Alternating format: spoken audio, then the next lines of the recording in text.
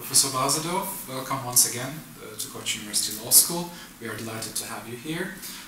In an hour or so you are going to give a lecture on comparative law and its clients. So my first question is, who are these clients and why and in what ways do they benefit from comparative law?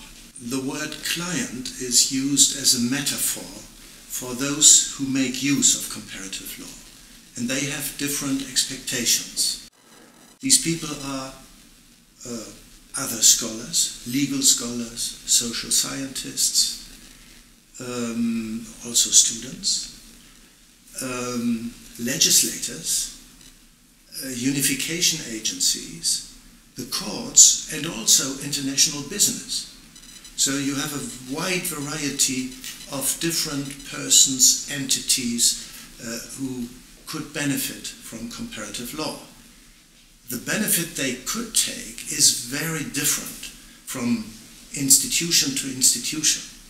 For legislators, to give just one example, it is very often to widen the ideas of how certain legislative issues can be resolved. There are different models in different countries, and also the experience that has been gathered in a foreign country with a certain approach. For courts, it is very often the need to apply foreign law, and so on and so on. One can go into many details there. Okay. So my second question is, in your paper you compare the method of comparative law with legal dogmatics and economic analysis of law. So what do you think are the advantages and disadvantages of comparative law when compared to these other methods? Well, first of all, I would like to point out that these methods are not mutually exclusive. They all can be used, just like the historical approach to law or sociological approach to law. The economic analysis of law is built on the presumption that it is possible to find the most efficient solution. So that is a direction towards a unique, better solution. The dogmatic approach in a similar way is built on the assumption that there is one correct interpretation of the law, one correct inference from the general principles.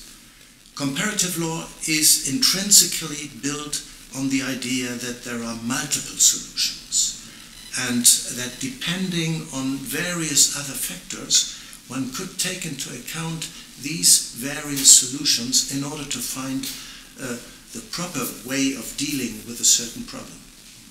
And do you think there are disadvantages of comparative law? Well,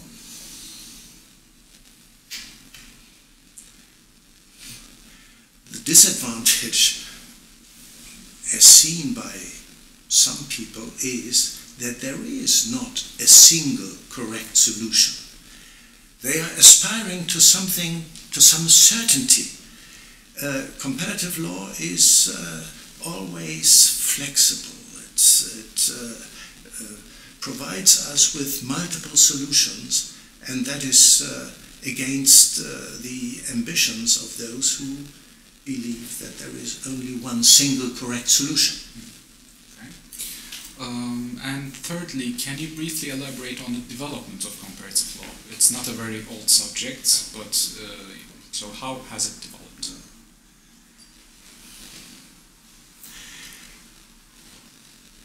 From a European perspective, one has to start with the French Revolution and the French Civil Code. This big codification brought about the nationalization of the law. Before we had the jus commune, which at least theoretically was common for the whole of Europe. In the course of the 19th century, and even more so at the beginning of the 20th century, when this process of nationalization of law had proceeded very far, people started to look at the foreign laws. And initially, that was just a way of getting information about one foreign law. There was no critical assessment or so, it was just the finding of the foreign law. At a later stage, scholars started to compare the various solutions, and then they found out that there are certain legal traditions, legal families, as it is sometimes said, which are not entirely closed ideas, but which have a certain variations also within these legal traditions. Again, people were confined to a comparative analysis without, however, making any value assessment. It was only after the Second World War that some comparatists started to believe that one can find the better solution, or maybe sometimes even the best solution, from comparative law. So there is a certain development inherent in the development of comparative law, and I would say the most recent stage in this development is that comparative law is more and more carried out not by single individuals, but by whole groups of people coming from various countries. I have myself been a member of a scholarly group of about 18 or 20 people coming from as many European jurisdictions and dealing with insurance law. I'm also a member of a group on private international law. These people too come from various different jurisdictions. So the idea of comparison inherent in these groups is that everybody knows best what his own law provides, but in the discourse between the members of the group, comparison is taking place. Okay.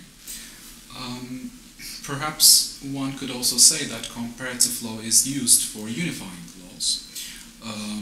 In the last decades, we have witnessed such efforts to unify law, but there have also been criticisms of these movements. So, do you find the objective of unifying the law, harmonizing the law, meaningful to start with, and realistic, maybe secondly? And if so, are there still any points that you agree with, which are raised by the critics of uniform laws? Well, it is difficult to say uniform law is good or is bad. One has to look at the single areas of the law. I don't see much need for the unification of real property law. But this may be different with regard to contracts, because contracts are the vehicle of commercial transactions. And if we look back to the 19th century, when this process of nationalization of private law occurred, we can observe that already in the second half of the 19th century, there was a strong need was felt to unify certain disciplines of the law. In particular, those where the economic background is moving, transport law. That was the first. Railway law, maritime law. Later on in the early 20th century, air law was added. And it is obvious that it doesn't make sense to have an international transport with so many different national laws applying to the various legs of that transport. You are asking me for the success history of uniform law. I would say that there are certain areas where uniform law has been very successful. That is transport law, obviously. that is sales law. The United Nations Sales Convention of 1980 has now more than 80 contracting states. Turkey is one of them. And the number is still growing. And intellectual property. It is difficult to imagine in a world governed by the internet to not have a uniform regime for the protection of trademarks, of copyright, and so on. So in these areas we have very successful uniform law instruments as well. Private international law is another example, although it is the number of ratifications of the Hague Conventions on private international law is in some areas less impressive than one would think. But things are different with regard to judicial cooperation conventions, the Hague or conventions on the protection of children, for example. They are extremely successful. And so on. So we have to take a differentiated look at uniform law. And you are right, comparative law is undoubtedly a necessary requirement for starting with unification. Okay. Considering that one of the challenges to harmonization of laws has always been the discrepancies between common law and civil law traditions, how do you think the Brexit will affect the harmonization at the European level in particular?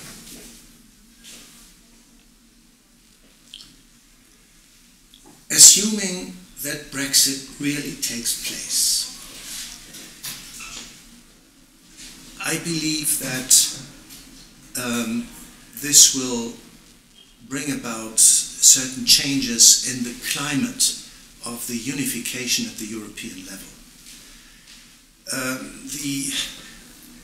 I don't think that this is primarily due to the different rules of law and to case law versus statutory law, but the British lawyers have a very pragmatic approach to law.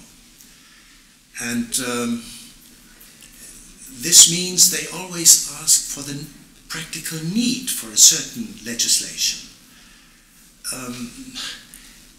Once Britain will no longer be present in the various European committees, this spirit will disappear, and there is a certain risk that continental lawyers will return to a thinking in general principles and great ideas and so on. So I regret if Brexit really takes place, then I shall certainly regret this lack of the pragmatic spirit. And I have one last question. In April 2017, we are going to host a conference here at Koç University, Istanbul. It's the annual conference of the Younger Comparativists Committee, which is part of the American Society of Comparative Law. And we expect many young scholars to attend who are working in the field of comparative law. So do you have any advice for those aspiring to pursue a career in comparative law?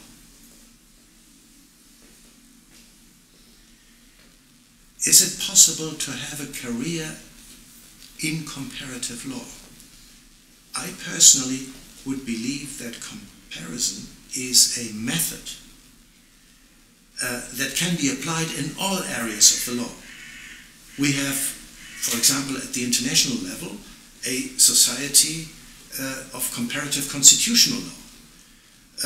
There is a European Labour Law Association, and so on and so on. We have comparative law everywhere. I would encourage young lawyers from all disciplines to look beyond the national frontiers in order to get enriched by the different ideas. That is the true advantage of comparative law, is to learn to think in alternatives. Not only have this one solution that has been endorsed at the national level for many years, perhaps for decades, but to see what are the social problems, the economic problems, the political problems, and what can other countries, other jurisdictions contribute to the solution. Okay, thank you. I think that concludes our interview. I thank you very much again for accepting to do this interview, and we hope to see you soon again. Well, it was my pleasure. Thank you.